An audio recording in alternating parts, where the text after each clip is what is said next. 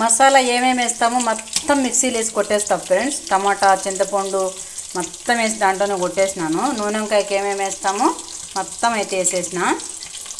ఇదిగో వంకాయలు వేసిన తర్వాత మిగిలిన మసాలా కూడా దాంట్లోనే వేసి బాగా వేగాలి నూనెలో. కూర ఉడికి దించేటప్పుడు కొత్తిమీర వేస్తాము. నూనె వంకాయ కూర మసాలా తెలుసు కదా ఫ్రెండ్స్. కొన్ని శనగగింజలు, మెంతులు, జీలకర్ర, ఎర్రగడ్డ, తెల్లగడ్డ, మిరప్పొడి, ధనియాల పొడి, చింతపండు, టమాటా, కొంచెం కొత్తిమీర, మొత్తం కొంచెం ఉప్పు, పసుపు అన్నీ వేసి మిక్సీ పట్టేసినాను.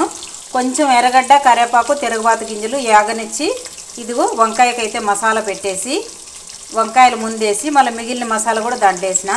ఈ వంకాయలు బాగా మెత్తగా ఎర్రగా వేగిన తర్వాత మనకి ఎన్ని నీళ్ళు అవసరమో వేసుకొని ఉడకబెట్టి దించేటప్పుడు వంకాయ ఉడికిందని తెలిసిన తర్వాత దించేసి కొంచెం కొత్తిమీర చల్లుతాం పైన. అంతే, ఫినిష్. నూనె వంకాయ కూర రెడీ.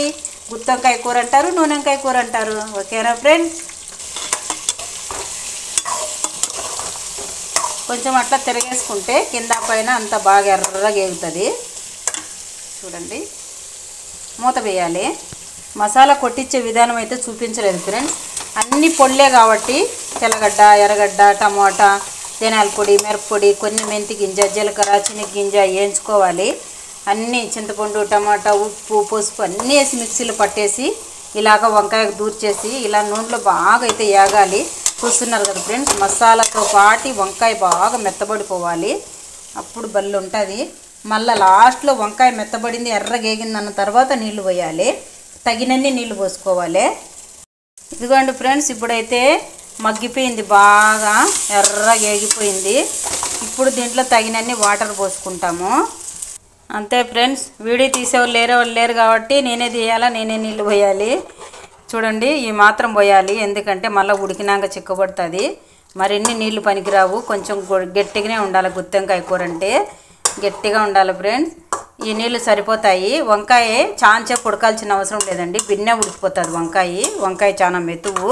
వంకాయని, బెండకాయని తొందరగా ఉడుకుతాయి. చాలా మాత్రం వాటరు.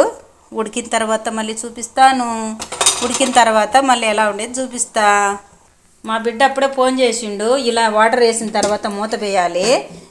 ఏం చేస్తున్నావు మమ్మీ కూర అని ఫోన్ చేసిండు. గుత్తి వంకాయ కూర అంటే అబ్బా నీ మకమాలు చేస్తావులే అంటాడు. ఏందిలే నా కర్మ. సుమారుగా చేస్తే ఒప్పుకోడు మా పిల్లడు. అది కథ. ఉడికిన తర్వాత మళ్ళీ చూపిస్తా ఫ్రెండ్స్. ఇదిగోండి ఫ్రెండ్స్, గుత్తి వంకాయ కూర రెడీ అయిపోయింది. చిక్కబడిపోయింది. మరీ వంకాయ ఓవర్గా ఉడకకూడదు. ఆ వేడిలోనే వంకాయ మెత్తబడిపోతుంది. చూడండి, ఇంతే నూనెలోనే అలా ఎర్రగా వేగిపోవాలి. ఇప్పుడు ఉడికిపోయింది. ఓకే ఫ్రెండ్స్, ఇలాగే ఉండాలి గుత్తి వంకాయ కూర. మరి ఇంకా చల్లారినాక ఇంకా గట్టిగా అయిపోతుంది ఫ్రెండ్స్. ఎందుకంటే మేము కంపల్సరీ శనగగింజ, మెంతి, జీలకర్ర అయితే వేస్తాము నూనె వంకాయ కూరలో. ఓకేనా?